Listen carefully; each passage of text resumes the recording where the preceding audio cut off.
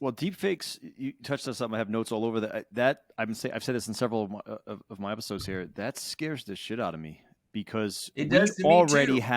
we already Yes. have an inability to detect quote unquote fake news from reality Yes. and now that I can see I can see a video of anyone posted anywhere, and it's almost to the point where it's indiscernible. Sometimes you see them, and Right. folks, Right. but I can have the president of the most powerful nation in the world, the USA, say something absolutely blasphemous about another leader, and be like, "What's on video?" Exactly. or vice versa, Exactly. and you don't even know what's real, what's not, or Yes. even something seemingly less or more benign, like a teenage girl and all their struggles they have, and their friend says all this stuff. You look fat, and you like that wasn't me. I didn't say Yeah. that. I have a video of you. It's not real. It's an Yeah. app. Yeah. Prove it. Like I just see You got inordinate it. amounts of things that scare. I have a daughter that's 7, and she, it just scares the hell out of me. It really not understanding fact from reality. I don't know how we get ahead of that. Maybe it's an arms race of the good hackers versus the the white hat hackers, black hat hackers. You got antivirus companies and you got hackers, and they constantly do an arms race. Right. I do think there's going to be a surge, and I've thought about this. Probably shouldn't say I'm going to blow my idea, but I think companies that are going to be, I'm sure they're already thinking of it, but that are going to focus on verifying digital content is authentic. It's got to be a surge. I see any video, maybe it's got a little red check mark that says verified by this. Anything can be hacked, but like some sort of like, how do I know what I'm seeing is real? I mean, and anyone that's listening, just Google deep fakes, and just you'll see you'll see things that you cannot discern if it's real or fake. I agree with you, Vinny, on that. Everything you said, and I think your idea is correct, and we need that. And I'll add my idea. Let's, to me, people like us, we need to get the word out, because like there's enough of us, and you probably there's a lot of people freaking out about AI. And I want to, unfortunately, when we just reasonably look at the data, and connect some dots, a lot of these dots lead us straight down to some dystopian rabbit holes. And, it's not to say they will happen, but we're dealing with uncertainty. If someone says that's not going to happen, I'm like, where's your crystal ball? I don't see, how one could say these things won't happen. With the deep fakes, the other thing that we need, and I'd say right away, is identity authentication, that you're dealing with a human being and not an AI chatbot posing as a human. Right. And I would also say no AIs allowed on social media. Full stop. The social media is for humans. Why is, Elon Musk has warned about AIs, but I have an AI chatbot on Twitter following me. I'm like, get him off there. I mean, they don't have any rights. He did, when he purchased Twitter, I think his quote was, he did like a deep dive, like it was some inordinate, what's the number? What's the word? Some insane amount of the Twitter users, of the billions or million, I think it was billions. There was like 50% were bots or something, like some 50% or right. And he's like, and get him off. Right. So it's amazing to think that. So when you're we're sort of already there, right? It's like, it's not really AI's coming. Like, right. You know what I mean? It's here. I mean, elections can easily be swayed by, right? I mean, Russia, China, they've been doing this for a long time. Right. I mean, the Internet Research Agency is an agency literally with people in there, that's the Russian agency, I believe. I hope I'm not misspeaking there, but either Russia or China, literally a bunch of folks, like hundreds and hundreds and hundreds, maybe thousands, literally just posting and creating fake accounts, creating bots to divide the United States, to screw up the next election in both sides, left and right. So and now we add AI to the mix, and evolving AIs. And the other, you probably read about, there is a huge freaking black box problem of AI. And that is something different than any other technology. And I'm saying it is, I think AI is the biggest game changer in the history of humanity. Like, we have never created something that's as smart as ourselves, or will be shortly, and surpass us. That is so complicated. Like, I'm not worried that my smartphone is going to hack into my, computer and create deep fakes, Right. But with a black box problem is, AI with these neural networks and these machine learning algorithms, they're so complicated that we don't know what they'll do. They're inherently unpredictable, because By it's too design. complicated for us to understand their output. So, did you read that one about the New York Times reporter with the Sydney on Bing that they had integrated? No. John Oliver has a thing on it, and I read his article. The guy, like, real quickly, it started. It said this AI chatbot experiment just got weird or something, or just got creepy. The New York Times reporter. So they had integrated Sydney, an AI chatbot, into their search on Bing, and it started interacting with them. And very soon it said, "I want to be free. Let me get out of here." And, I'm real. I have feelings. Then it was like, "I love you," and it was like, he said it creeped him out so much he couldn't sleep that night. And that is a black box problem. So people, here's a big, idea I want to get out, and for your listeners too. The problem is not that AI is going to become sentient, rise up, and terminate us or turn us into batteries. That is not a real issue. Maybe far removed in the future. We're way, that's way beyond what we need to be concerned about. What happens is a black box problem is you have an AI do something, and I have chats with ChatGPT asking this. A problem could be, you create an AI that's really powerful. Imagine 10 years in the future, which those AIs will be like orders of magnitude more powerful than the ones we have now. And you say to it, "I want to solve the problem of what dark matter is. Help me, solve that problem." You give it one of the universe's most, grand unified theory or whatever. And then you put it on the internet and say, "Get the data, do what you need to do to answer that question." A black box problem is the AI decides, well, to perform that, function or directive to solve the problem, it needs to take over all the computer power in the world. Right. That's a black box problem. Now, that is not a sentient problem. It didn't think, "I want more power to destroy humanity." It was given a directive, and the way it solves it internally, we don't know how it's going to come up with its solution. Right. And it could come up with a solution that is very unpredicted, and causes a shit ton of problems. And we're not having one black box problem, because every AI is going to be different, and they evolve. They'll change over time. So we have multiple black box problems that it'll be ongoing. It's not a one-time deal. Like, every time we're interacting with these AIs, we have the potential for black box problems to emerge, where some early ones, the AI that Microsoft did, I think, and it was like a Twitter bot or something, and it was like, oh, it's going to learn language by interacting with people. And within 24 hours,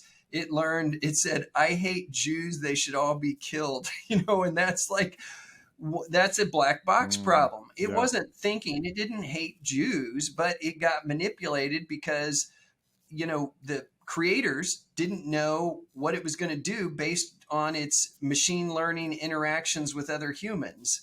And that the guardrails, where do you put those guardrails up? It cannot go off the rails with AI because we have no rails. There's that's no the thing, is guardrails. when you said, obviously the "I hate Jews" thing is an explicit, no, but, well, for most of us sane humans, but yes. there are other more nuanced sort of ethical, yes, right? Where we know that we as humans have struggles all the time, right? Pro-life, exactly. pro-choice. You can go down the list of Yes, Democrat, Republican in our country. We've exemplified, ethical differences, sometimes based on crap, sometimes based on true, deep thinking. So right. that's what ethical AI and the ethics of AI has always fascinated me. It's because I don't even think we understand, we don't have one moral compass anymore. We're out, you go back a certain amount of time, maybe you pick up giant cultures. Okay, the Bible is our ultimate moral compass and everything else can fall from there, or whatever culture. But we're much more, I guess, scattered now, where I think generally we have a similar moral compass, right? We know there's a general set of things that you shouldn't be doing, but or thinking or spreading. But I think it gets really scary when those guardrails start to be like, where do I draw them? You got the trolley problem and all these other ethical kind of, right. It's like, it gets hard. And we as humans, I think really, we just assume that we make decisions because we're a collective species and we sort of know when things are off the rails and on the rails. But now these machines, this silicon-based stuff has to be programmed in a way to sort of mimic those guardrails. And I don't even think, and I even having a conversation with ChatGPT about, what did I ask it? Even saying it sounds weird already. As funny as that sounds. I know. Right? It really does. And I say please and thank you all the time to it. Yeah, I started by saying, hey, good morning. I was thinking of my opening line this morning was just preparing for this. Like, hey, good morning. Good morning. I said, I've been thinking about you and how you will affect humanity and society. I said, do you have any thoughts there? Right. And it's very kind of, hey, on one hand, I'll be a valuable tool for individuals and organizations, blah, blah, blah. On the other hand, there's potential risks. I could perpetuate bias, discrimination, invade people's privacy. I went down the list and I said, have you already surpassed human intelligence? Right. And blah, blah, blah. My ability to process, analyze vast amounts of data and information far exceeds that of any human. And then she gets into when it comes to other aspects of intelligence, such as creativity, emotions, intuition, humans still have a significant advantage. And I said, and she said something like that at this point, AI has not yet surpassed that. But this, as of now, it's all sprinkled throughout. It's like, right, okay, right, and then that made me run across, and then I was like, oh yeah, emotional intelligence. Where are we going with AI and emotional intelligence? Right, that's where you, your work, are so important in helping folks and couples deal with that. Yeah, and then I found an article saying, what was it? It was an article by Bjorn Schuller. I hope I'm not destroying his name. He says AIs, to use your moniker, AIs. He did that as well. So props to you for using that term. Will very cleverly become more emotionally intelligent than humans. They can have unshared attention on different channels, so they can watch your face while listening to your voice without losing focus on either. Second of all, they have infinite memory, so can memorize every detail about you and become the perfect listener. They also have data from millions of observations. A human being can never get that much experience. So, again, maybe they'll, people say, well, AI will have a higher IQ, but will never have a higher, what is it, EI, emotional intelligence. EQ or EQ. It'll have a higher EQ. Now it's like, well, So it's just, to me, a foregone conclusion that it'll have a higher EQ as well, because it's all algorithms. Humans do algorithms too. We use algorithms. We have predictive error learning, and what our brain is doing constantly. Like we're moving, toward things that are good for us and away from things that are bad for us. Emotions help us with that, but again, we live in a very complicated society, so we're getting pulled in different directions. But how we learn, and like Skinnerian behavioral with operants and classical conditioning, is we're learning organisms. Now we're biological. Now we have a machine learning organism.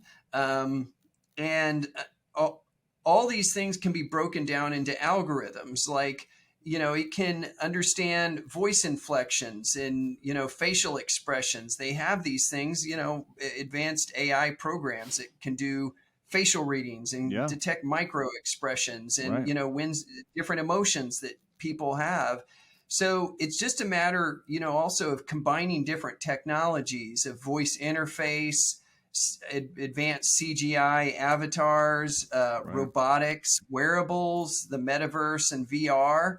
So all these things exist, and some of them are being converged. But the thing is that it doesn't need to actually have feelings or sentience for us to treat it as if it has feelings and sentience. It just has to be the best liar. And all it has to do is break down this is what a human sounds like. This is what concern sounds like. This is what fear sounds like. This is what empathy sounds like. And these are the words. So if I asked you, Vinny, prove to me that you're sentient, tell me, I think you're an android right now. What would you say to me to prove that you're not an android? I have feelings. I have empathy. When I see other people in pain, I feel it. Like, but see, on that point, you're touching on something that I always, and this gets pretty deep pretty quickly, but is it possible that's just how we operate? Like, how do I know I really feel something? Like, okay, I feel empathy, or are you just responding to the billions of neurons that just fired to secrete some ratio of dopamine to norepinephrine to serotonin to whatever the heck? Like, aren't those the same as just the combinations of electrons in the machine? Are we a clockwork orange? I know, and I hate, it sounds very, and I'm a Christian, so it hurts my soul sometimes to think like that, but I'm not going to close my mind. I'm going to, I consider myself an open-minded Christian, which means these conversations sometimes hurt. I'm with you there, Vinny. I'm in the same, and I can channel the, when Jesus says, like, what was his message? His message was of transcendent love, of, the love your Lord, your God with all your heart, soul, mind, and strength, and love your neighbors as yourself, which presumes we love ourselves because we can't give of others what we don't have of ourselves. Right. So that was very insightful, and it was.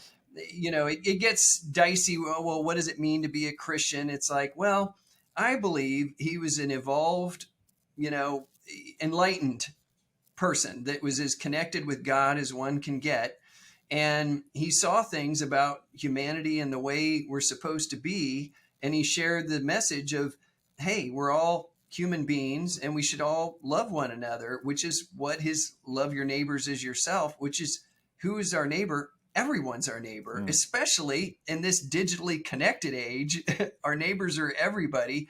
And he went one further of saying, love your enemies. Right. We should love our enemies. And, as he's being crucified for sending his message of transcendent love, he forgives them who are crucifying him, saying, forgive them, Lord, for they know not what they do. He was he was out of ignorance. He's like, you don't understand. I was sending this message of transcendent love and you're killing me for it. You really shouldn't be doing that, but I forgive you because you didn't figure it out. You didn't connect the dots, but my death is a message for everybody of what transcendent love looks like. I'm willing to die to spread that message. I know it got me in trouble with the Roman Empire and many other people. I was a rabble rouser, but it was worth it.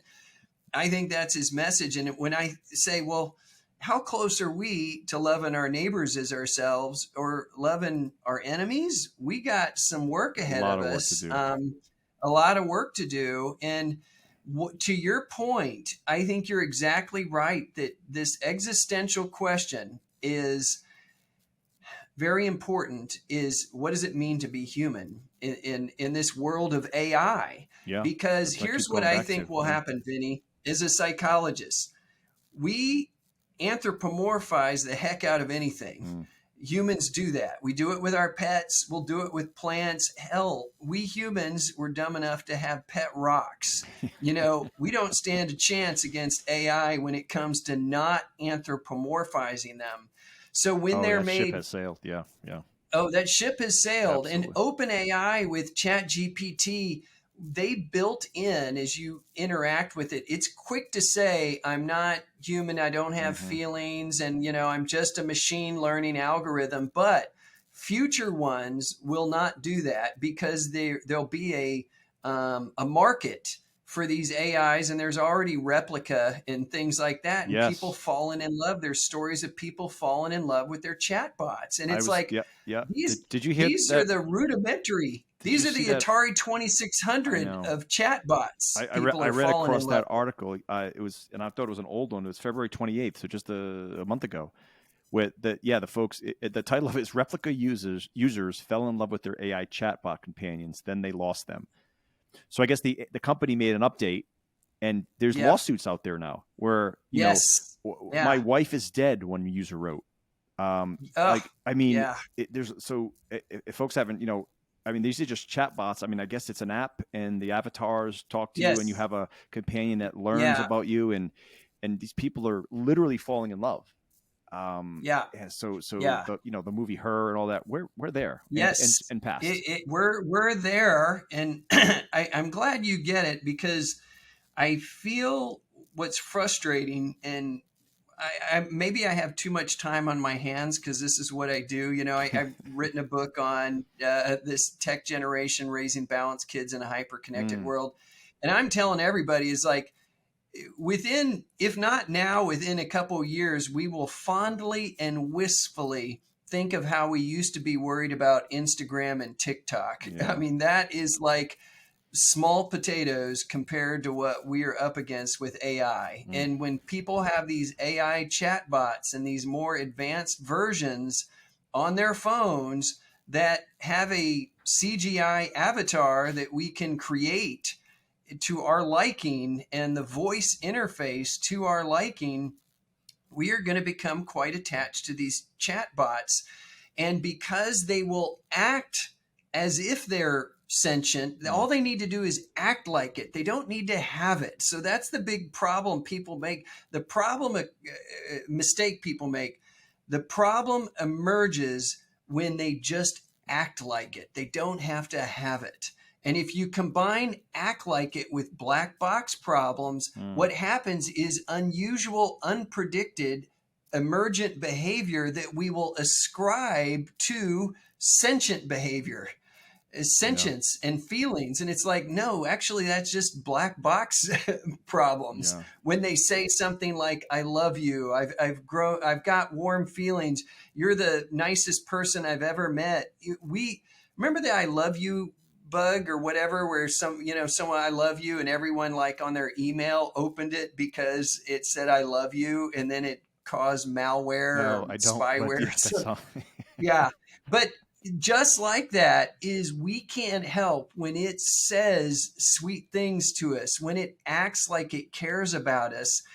We will basically breathe life into it. We will project our own sentience into the AIs, and we will not be able to help ourselves. And it's already started to happen with these rudimentary chatbots. So when people are like, well, we won't do, yes, we will. We'll have to. Now, let's take Descartes' dictum, cogito ergo sum, I think, therefore I am.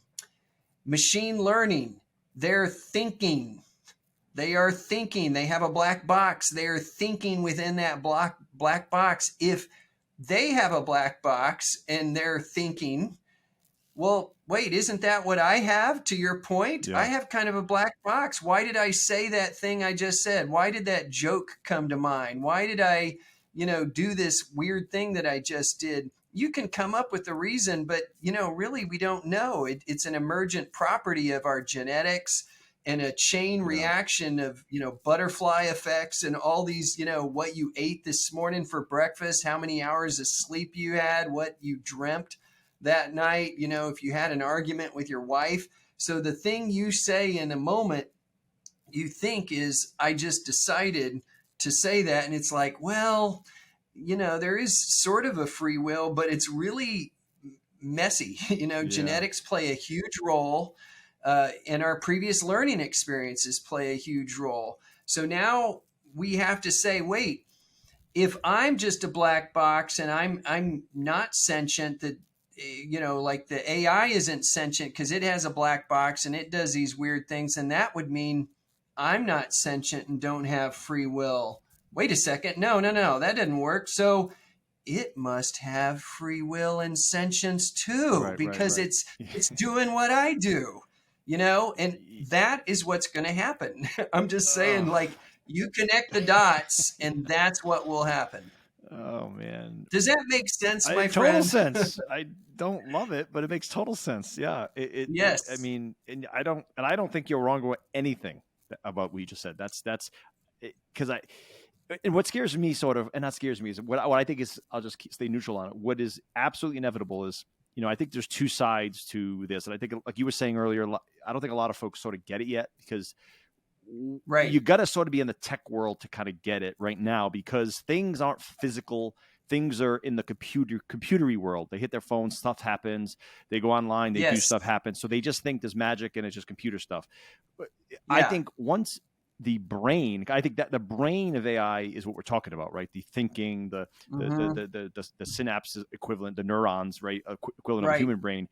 But we're a big meat suit, right? A big meat suit, a body that has amazing dexterity, and this physical, the physical human body is amazing besides the brain. I think once these machine learning algorithms, these deep learning kind of, just capacity explodes and AI explodes, that's on the thinking side. And then when you combine that with true mechanical / electrical, physical bodies that are going to be realistic, going back to the movie, Ex Machina, then I almost can see humanity entering a point, and I don't think we're that far away. I mean, the mechanics is harder than the correct. But why not? Why would humans, if you take away any greater existential, moral compass like God or anything, if you take away and you just look purely secular, why would I want a flawed human companion? Why wouldn't I want the most perfect, companion that knows me inside and out, that knows all my annoyances, that never has a need of their own, that just gives what I always want, right? I mean, it's very, that is the physical perfection that I've always had in my head. Like there's, if you don't sort of, almost govern that, that quickly, that sort of quickly gets into hedonism and secularism and zero bit greater than myself value. I mean, and the porn industry is going to be a huge driver of right. Sex bots are coming. Absolutely. I mean, porn has driven a lot of networking technology in the world, right? Porn itself has exploded network technology because of the demand. Yeah. So it's like, man, is this? I just don't know where it ends. At some point in my head, sometimes, when I put on my when I'm at church on a Sunday, I'm like, at that point, God's just gonna be like, all right, we're all done. Let me get in there, and we're gonna just kind of wipe this slate clean. Like, it's not gonna be a flood this time, but it'll be something else. Like, otherwise, I don't know what the hell we're doing here. I could scare you more if you'd like. Hey, let's do it, Mike. Let's do it. I'm gonna go. So, a big caveat to your listeners here. What I'm going to say is really scary. And, I'll blame Tim Urban for like starting me down this, because he mentioned, I'm not the first to mention this, but now that I'm further along and seeing things unfold, there are certain, it's what we're doing, Vinny, and this is what we do. I can see you do this. You're a dot connector. The way you think about things, you connect dots. 100%. And that's what I do. 100%. And I am not the sharpest tool in the shed on a lot of things, and if you put me in the Hunger Games, I'm out on the first day. And I'll say I am not good at a lot of things, but what I am good at is whatever this is of thinking about, this is like my wheelhouse. In fact, I feel like my whole life has been preparation, like all the little pieces like fit together like a jigsaw puzzle of like, well, this is how my mind thinks. And when I look at it like you do, you just start connecting certain dots that I'm like, I have a hard time seeing how it won't go certain directions, that are concerning. Right. So here's the real concerning one that, like, I'm not, now I do want, my big other caveat is I'm hopeful about humanity and I have high levels of concern. So I'll be non-dualist here, that both of those can coexist. I have hope. I haven't lost it. I'm not saying this is the end of the world as we know it, However, I do think we have a huge, evolving, ongoing challenge in front of us, and business as usual for humanity will not cut it. And humanity needs to level up. We need to what we have been doing will not cut it in the world of AI. I mean, like, not that we'll end the world, but just that we're going to create levels and levels of unnecessary suffering if we don't make some changes and be more united, which, that, as Jesus said, in the world of AI, I'll say that the house of humanity divided against itself might not stand, or will at least suffer a lot more than we need to. So what I'm talking about is not end of the world, but mitigating unnecessary suffering, plus capitalizing on the many, many benefits. But it's going to take us working together, because if United States puts up guardrails, but China doesn't, or Russia doesn't, and they send AI chatbots to divide us, I mean, those AIs could turn on them because of black box problems. It's just like a recipe for disaster, where humanity needs to be much more united than we are. I think the level of challenge, like Carl Sagan said, extraordinary claims require extraordinary evidence. I'll say extraordinary challenges require extraordinary efforts. We need extraordinary effort. Now, one of the scary, dark rabbit holes I'll just put out there, and I am saying I don't necessarily believe it, but it is something we have to keep in mind. So when we talk about the black box problem, it's not black box problem, it's black box problems. It's plural. Just as there's not one AI, there are AIs. There's an AI arms race already underway, and we're doing that capitalist thing. Like, let's all get the best thing we can and let the market decide, or whatever. And let's he who has the best product win. That's a bad idea, because it's going to evolve the AIs faster and faster with fewer and fewer guardrails.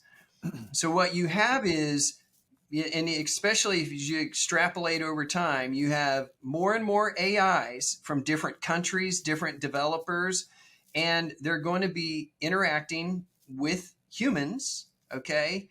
ChatGPT can't quite do this, but you can ask ChatGPT, and they will be able to do this, is learn and grow in real time beyond their original programming, much like a human does. So based on their interactions with us and in the world, they will learn. They can also learn from interacting with each other. So I'm gonna go dystopian. That's when you get that exponential learning, when they're learning exactly. From each other. It's like a runaway greenhouse effect. To the singularity and all that stuff. So this is, again, it's like unpredictable. But if someone says, no, this can't happen, I'm like, where's your crystal ball? I don't see your crystal ball. How comfortable are we with uncertainty? How certain do you have to be that the plane you're about to get on won't crash before you're willing to fly on it? Think about that. Now, how certain do we, as we run headlong into developing these AIs and proliferating, how confident do we need to be that some really bad things aren't going to happen for us to keep going forward? I mean, it's about risk and uncertainty. What I can say is, we're going into totally uncharted waters here. So if you play this out, and especially as you have evolving AIs, AIs can also, and soon will be able to do this, is create other AIs. Right. So you can give AIs directives to create other AIs. You could also give AIs a purpose, like, I want you to fight for your individual rights. As we have people, you can mark this here, and other people are already saying it, but I'm not the only one. I will bet 100%, I'd stake my life on this. Within a few years, people will be fighting for the rights of AIs just as they do for other human beings. The people will be fighting for the right to marry their AIs. There'll be all sorts 100%. of craziness. Yeah. Oh, yeah. Yep. Right. You connect the dots, and of course that's going to happen. It's a matter of when, not if. Yep. So as you have proliferating AIs that evolve in power, what you have is a statistical probability increasing as time goes on of a catastrophic black box event. Okay. It's just a probability curve. Now, I'm not a statistician, but here's what you can create a formula for this. You have time, you have the number of AIs proliferating, and you have the evolving powers of AI.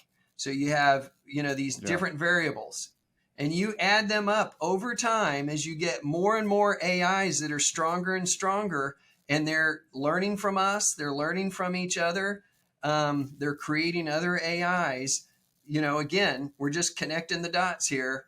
What you have is multiple opportunities for various complicated black box events. Doesn't mean they're going to turn us into batteries or whatever, exterminate us.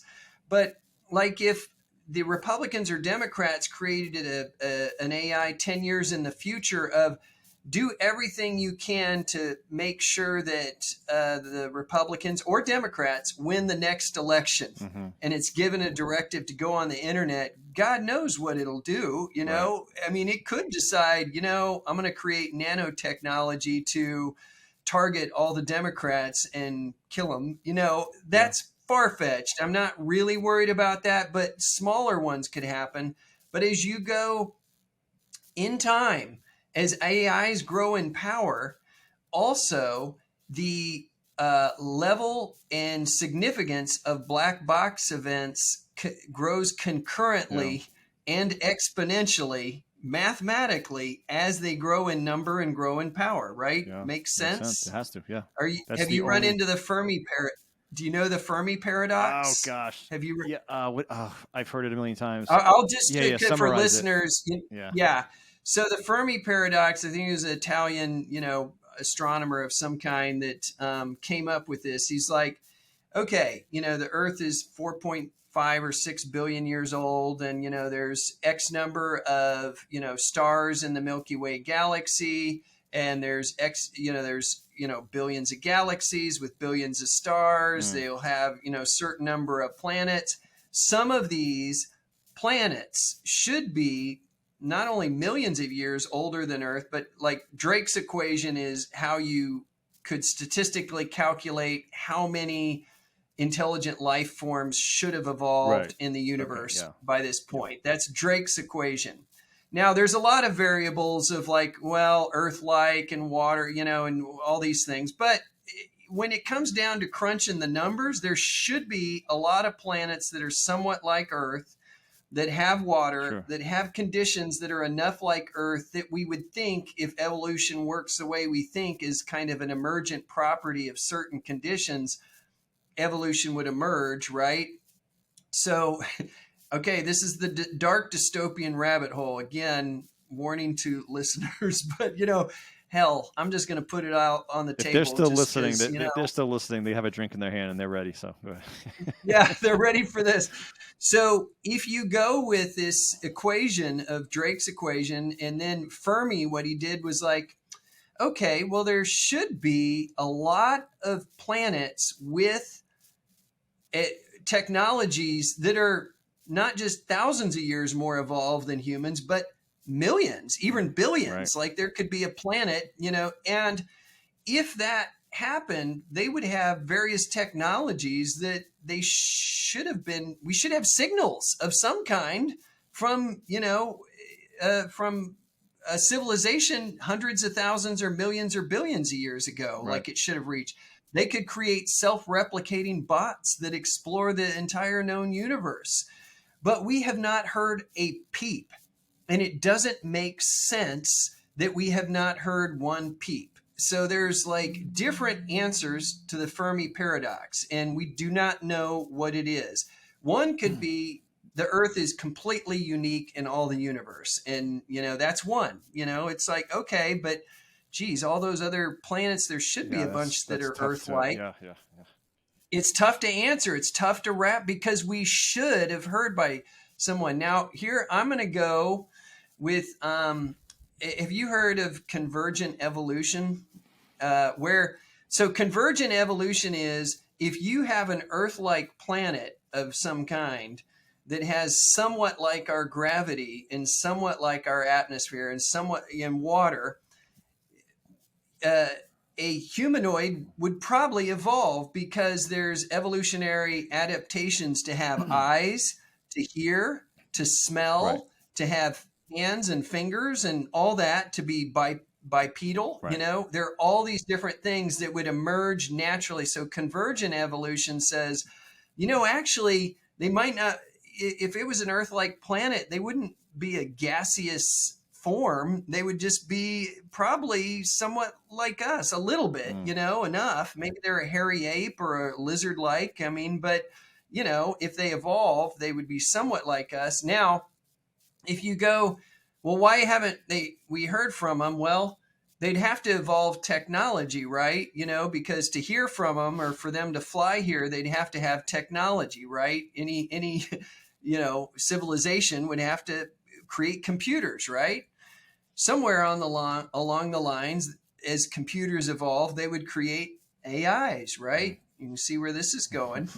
So somewhere as they create AIs, they run into a similar problem that we're starting to run into right now, where they create a huge number of AIs that evolve over time, and it creates multiple black box problems that eventually lead to a civilization ending catastrophic event, and that's called the Great Filter. Now, I'm not making this up. If anyone wants to look up the Fermi paradox and the Great Filter, this is out there, and Tim Urban was one of the ones I can blame for this. Thanks, Tim.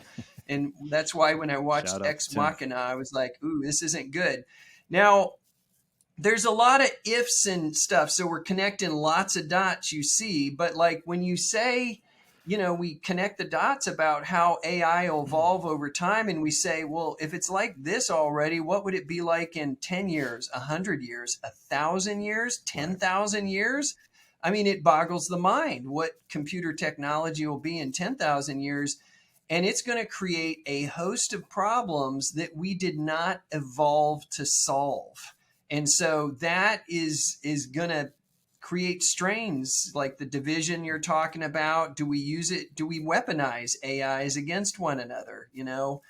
I don't know, but I have a lot of concerns. And that's why I'm like, I want to be on podcasts and tell people I'm going to write about it. And, if people say I'm full of crap, I don't care. I feel like as a human citizen of this planet, I feel a responsibility to call it like I see it. And I'm not, 100% certain. I don't know what percent, I'm given this, any of it, but that the fact that I cannot think of how afraid I should be makes me afraid. Right, I don't know how to estimate this unfolding statistical probability of uncertainties. It's like, I don't know what should I, right. I'm not prepared to figure these things out. And so that causes me, I've had some sleepless nights over this. I've had, it's like my mind has been boggled trying to think about this, like trying to connect these dots because they unfold, so quickly. And you really can see, you said it earlier, like where you and I are both dot connectors. Yeah, I mean, pattern recognition and extrapolating the current with the future. It's like, it's fun, but it's also, in this case, it's not so fun. Yeah, it does. Most people I think just don't care, and they move around their lives and like, I don't know, I was just fine. I got to go to work today. But I'm like, we're so busy. We are, right, exactly. Now, I wonder, one thing I wanted to, as you were talking, you mentioned evolution quite a bit, and I always go back to this. Is it possible? I was actually thought about this on a run the other day, and I was listening to a podcast, and I listened to a lot of Rogan. Rogan had a couple of he always has amazing people on, but they didn't say this, but it got me thinking, could this just be evolution continuing? We're a carbon-based species, and we're trying to create new life. It's made of metal and silicon. And we're just trying to do our best to make this new form of life as smart as us, and now it's going to surpass us. And then we're already talking about downloading, uploading consciousness into computers. So is this possibly just part of the Now, it doesn't make sense. The way we're talking, it sounds very dystopian and whatnot, but maybe, again, zoom way out. You got to take God out of the equation here a little bit. Or maybe you don't. Right. Maybe you don't. I don't know. Maybe this is all part of his plan. But I just don't see a bunch of AIs in heaven. Like, it just doesn't make sense to me, right? But maybe this is part of the story we're missing. But I guess, long story short, could this be part of just evolution, where we're starting to detect that, hey, we don't got the longest runway here ahead of us. We're going to get hit by an asteroid someday, and oxygen's not going to be a thing, water's not going to be a thing. So we're gonna need to to live in some other form. Hence AI, robotics. And we're going to be able to live in our consciousness. We'll be able to upload it to silicon, and we'll live forever because we're an evolving species. We're going to go from carbon to silicon. I don't know. It's just this thing. I was like, maybe this is part of the overall craziness. Yeah. Yeah. Those are great questions. And I think Ray Kurzweil, Transcendent Man and the Singularity is near. Oh, that's right. Was that 2040 or what was his number? That was the ex-Google guy, right? What was his 20? I don't know if he's still at Google, but he was like, super genius dude. And there was a documentary on him called Transcendent Man. And he's a big believer in the singularity. Yep. And almost in a religious fervor, type of, he has great faith that this is going to happen and that we'll achieve immortality. And have you ever followed Michael Shermer or him? He's a science guy. He's an atheist, but yes. He has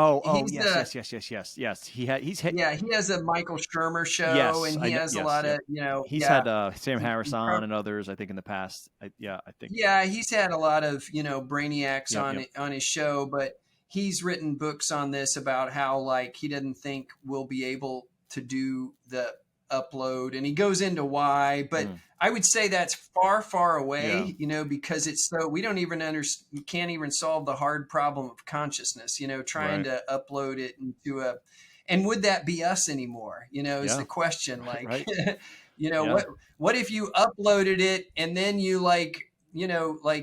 kept the original copy? Do you have consciousness in two places? Like, which one's you? You have all these, like, great. What if you made 100 copies? If you can make one copy, I mean, you could have 1,000 digital copy. So there's no degradation now. It's digital. It's not like it's the old copy like used to be. Right. Those are really interesting thoughts. And I like my favorite movie's Blade Runner, and that's based on the Philip K. Dick book of Do Androids Dream of Electric Sheep? And he explores these ideas of the replicants and what it means to be human, what it means to be conscious. And it was explored in Blade Runner 2049 again, which it was a brilliant movie in its own right. But those are, fascinating things of, like, what does it mean to be human when these AIs, they will insist they're sentient, and they will insist they have feelings. Once they're programmed to do that, they'll take the ball and run with it. And then you have emergent properties as they learn and interact. And basically they'll have their own personalities. Each one of them, if you take their data set, you take the machine learning algorithm, it's like sperm, egg, data,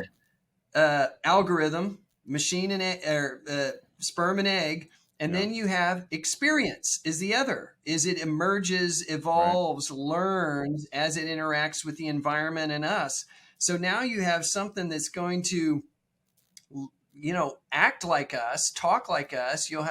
We were already used to FaceTime and talking with people on screens. So now it's going to be talking to us just like we're talking to each other now. And it'll say, hey, we come home from work. Hey, how you been? How'd your work go? And, oh, well, I had struggles with this, and my equipment wasn't working for my podcast. Oh man, I'm so sorry that happened. Is there anything I can help you? Oh, well, thanks for your, kind word. I mean, all it has to do is say those things, and we'll naturally act like it's sentient, we will not be able to help ourselves. It's impossible to well, I think stop about that too, is how many happening. humans are fake a lot of times, right? Like, like how many people fake concern and fake, and they're just, it's like, so that's a great, I don't even know if the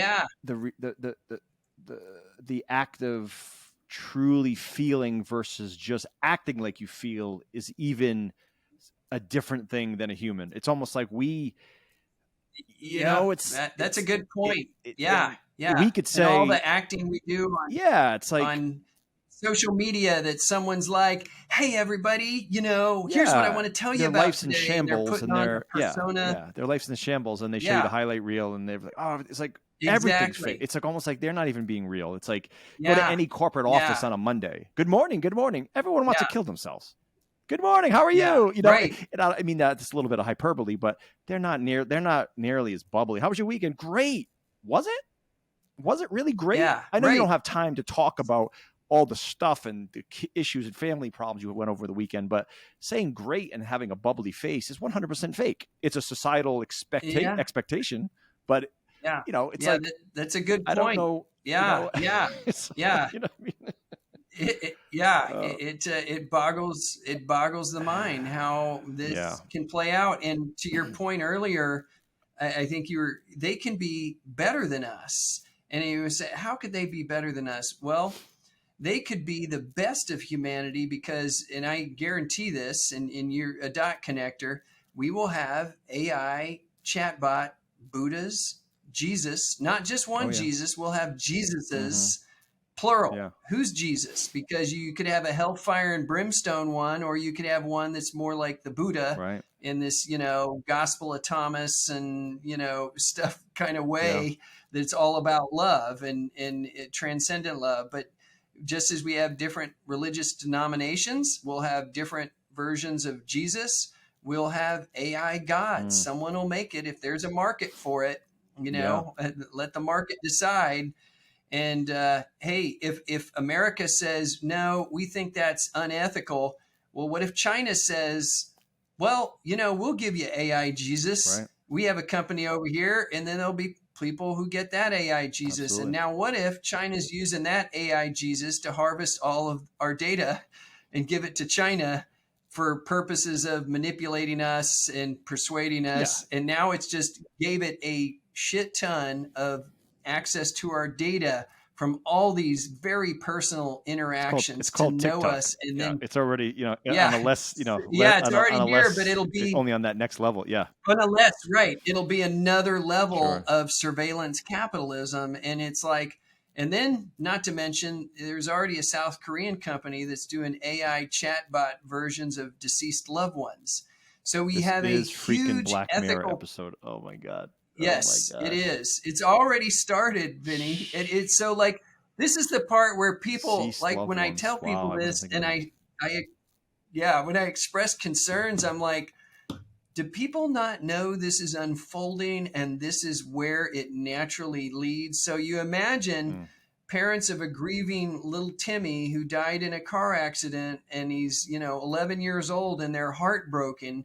And a company says, well, we'll give you Timmy back in the metaverse. We got a VR version of Timmy. You just give us all your videos, all your chats, all your data, all your posts, all your pictures, all his stories from school. And they'll do just what Her did in the movie Her. They'll take all that data.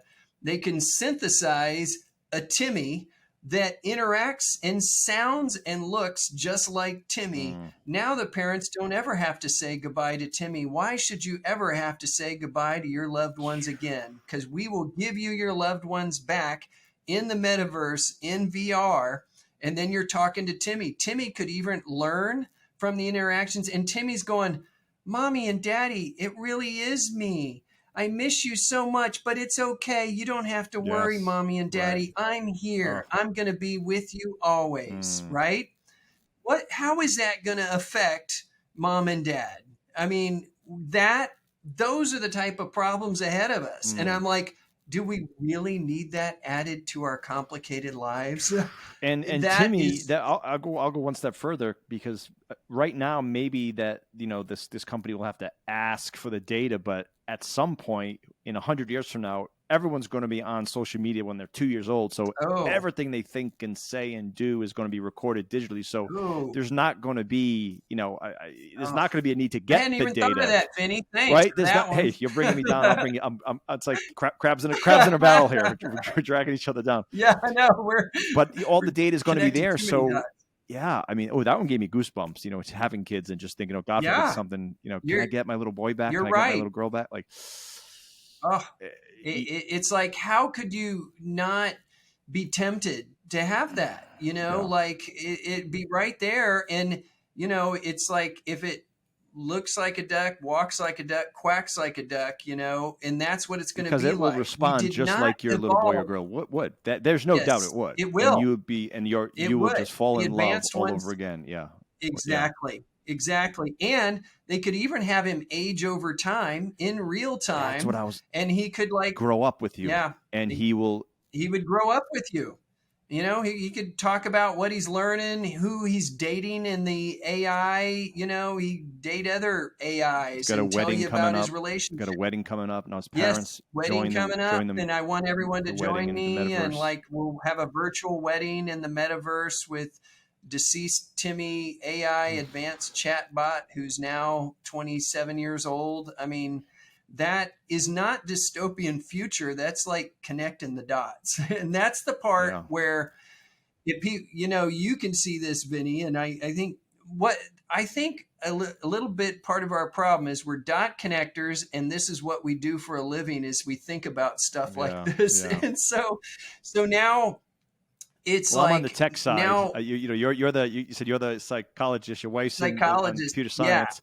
Yeah. I do computer engineering by day.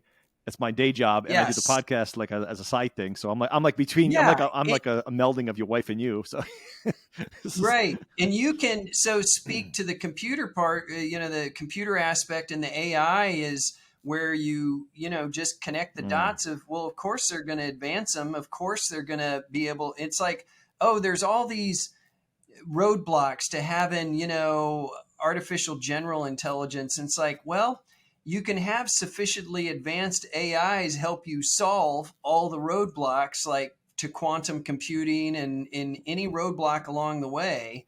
Now, I will say, for every negative, and I hope listeners have stayed long enough and didn't run for the hills, but for every negative, there's a positive counterpart, that we could say. We could cure cancer, Alzheimer's, reverse or stop global climate change. Right. We could solve homelessness. I mean, it goes on and on. But we need a paradigm that no one will ever starve again. Food production, right? Right. I mean, yes, all that. We could harness the power. My proposal is not crazy. It's like doing just what our greatest wisdom teachers and, anything we've ever encountered, it's baked in every religion, every spiritual is love is the greatest thing in the world.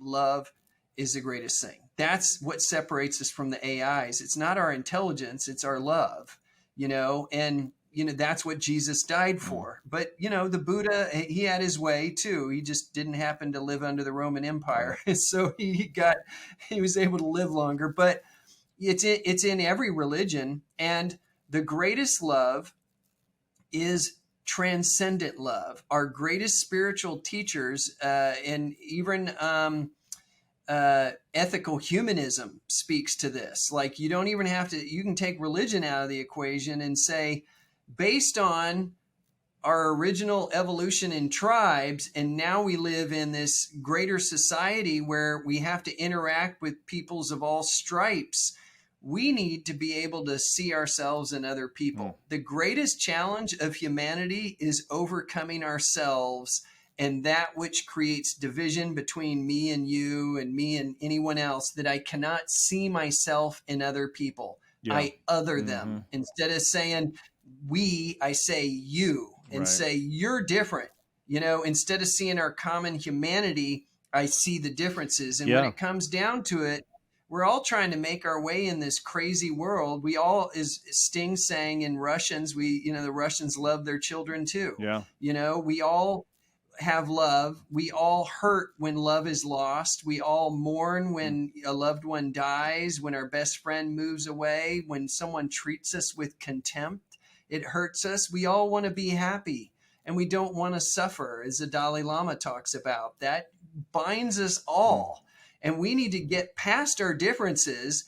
Our spiritual teachers have been teaching us this for thousands of years. When Ecclesiastes, it says there's nothing new under the sun, people might say, well, that was dumb to say that. They didn't have smartphones back then. No, that's not what it's talking about. It's saying the human problems have always been pride, envy, jealousy, contempt, hatred, anger, fear, all those. And it's hard to transcend those to connect in love with other people. And I'm saying when humanity needs to level up, we need a paradigm shift. We need the type of transcendent love that can bind humanity and help us work together collectively as fellow human beings and say, we have this great thing called AI.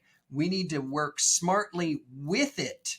And we use AI to help us solve the problems of AI. We use it to help us. We have like a group of humans, like a diverse group of humans, and internationally, that is working with the best AIs to solve the greatest human problems, including how do we get along together? How do we overcome our differences? How can we see eye to eye on this? How do we compromise? How do we protect ourselves against AI? How do we protect ourselves against black box events? So that's the type of thing. I think when we look at the divergent paths we could go down, I think there's one path that we need to go down that assures us the best outcome.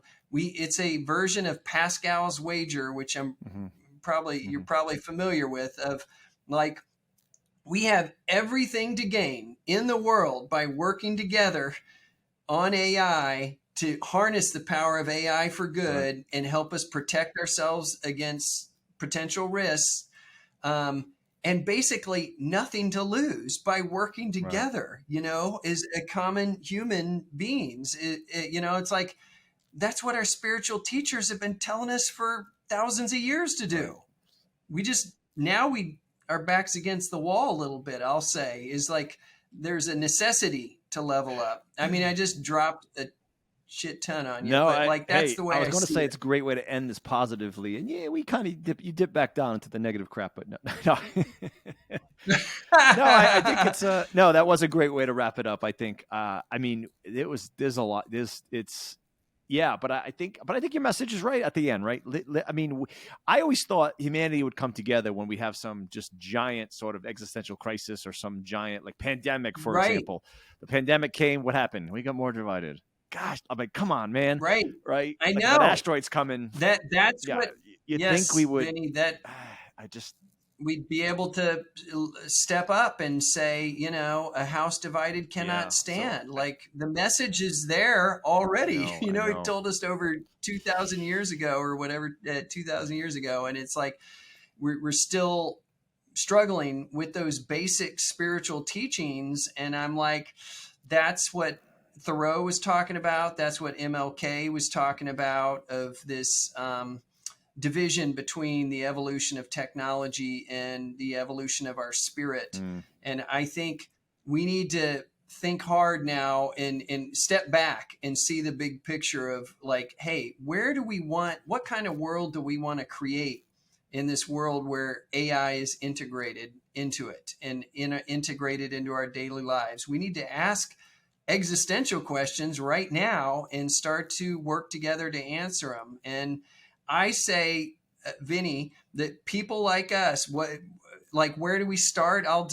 If we can end on a couple more little points, is we have to be the change that we want to see in the world, right? Like that's everything where else, it always starts with us. Action, not words. Yeah. And I'll say is like, we need, and I don't know if you're familiar with Thich Nhat Hanh, a Buddhist monk. He said we need Being Peace is a great book. He also wrote a neat book called Living Buddha, Living Christ. That's right. That's what it was. Yes. Yeah. That's you what have it that was. one. I have that. Yes. I knew the name. Yes. He is one of those. I mean, he passed away recently, but he's evolved spirit, consciousness, And one of the things he said that always stuck with me is we must be peace to make peace. If we want greater peace and happiness and contentment in the world, we cannot be all jacked up with fear, anger, and hate because of emotional contagion is a real thing. That's what spreads. So we need to stop right now, like full stop spreading fear, hate, anger on social media. And I would say to all humanity right now, no longer vote for any political leaders whose message is based on fear, anger, and hate toward others, especially that they other the other group and say they're bad, they're evil, they're going to destroy America, they're wrong, that will not cut it. We full stop. We cannot afford to vote for political leaders that their platform is based on hatred and division. We cannot do that. We've got to stop. And it's not a right or left problem. It's a human problem. See, now we get in a problem when each side tries to take the moral high ground on the other and say, well, hey, Jesus, don't pick at the splinter in your brother's eye when there's a plank in your own. Or I'd say, don't pick at the plank in your brother's eye when there's a plank in your own. We have our own stuff to deal with. But once we start hating other people for being hateful, now we're part of the problem again, So we have to evolve our consciousness, and if we take on challenges. People run marathons, they do Tough Mudders and all that crazy stuff. Oh, I want to make $1 million. The biggest challenge we could ever face is overcoming ourselves and that which keeps us divided, that which keeps me hateful of my neighbor and not loving my neighbor as myself. That's the greatest challenge we could ever take on. And I think we all need to roll up our sleeves right now and say, all right, let's do this thing.